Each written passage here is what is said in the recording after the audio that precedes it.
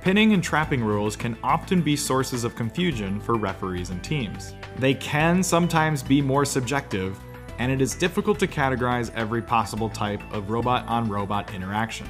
The examples and explanations given in this video should help teams and referees to develop a better idea of what pinning and trapping are and what they are not.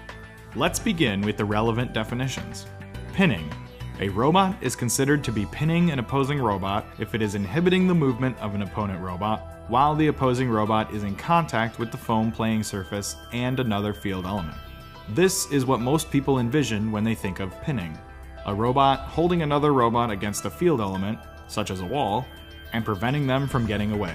Now let's take a look at Rule SG4, which explains how pinning and trapping should be handled during a match.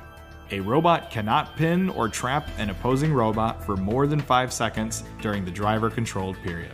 Once a referee has identified that a pin or trap has begun, they should provide a clear verbal and visual cue to all teams that a pin count has begun.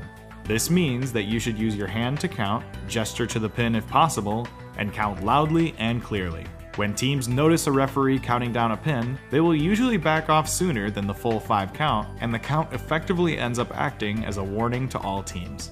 It's important to be assertive when calling for a pin. Sometimes, referees are hesitant to start counting until after a pin has already been clearly established, which can turn a 5-second count into 8 or 9 seconds of actual pinning. This is one of the most common sources of frustration for teams and new referees. The next section of the rule states, a pin or trap is officially over once the pinning robot has moved away and the robots are separated by at least 2 feet or approximately 1 foam field tile. After ending a pin or trap, a robot may not pin or trap the same robot again for a duration of 5 seconds. If a team does pin the same robot again, then the pinning count will resume from where it left off when the pinning robot initially backed off. Again, be sure to be loud and clear when communicating that this has occurred. There should be no confusion that the offending team has either not satisfied their 5 seconds of backing away or has not backed away far enough. Some nuances regarding pinning and trapping that are worth mentioning. First, there is no penalty for pinning or trapping during the autonomous period. Pinning and trapping are some of the most difficult calls to make in the VEX Robotics competition, but they are necessary to ensure a fair and offensive game. As such, referees need to be vigilant when watching for these violations, but also clear and confident when warning teams and counting out loud. 1 go. All 4 robots in autonomous action. This might be the best match on Science Division all weekend long. These teams have been powerhouses through everything, and they are some of the highest scorers we've seen.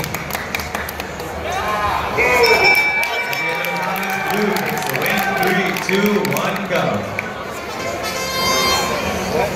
62A going for the defensive play, trying to push the blue mobile goals away from 202. They can't score and can't build stacks, so their mobile goals are inaccessible. 202Z has no problem still grabbing the mobile goal. 1045A building a stack. Over in the corner, 929U also building up a stack. 1045A in the 10-point zone with 5 cones on the mobile goal. 62A playing heavy defense against 202. 62A taking advantage of the 5 seconds they're allowed to pin. 62A pushing 202Z out of the way. 929U stacking up way high. The other blue lines robot looking to make something happen. 202Z having issues even building their stack. 50 seconds, red lines with the tower over in their corner.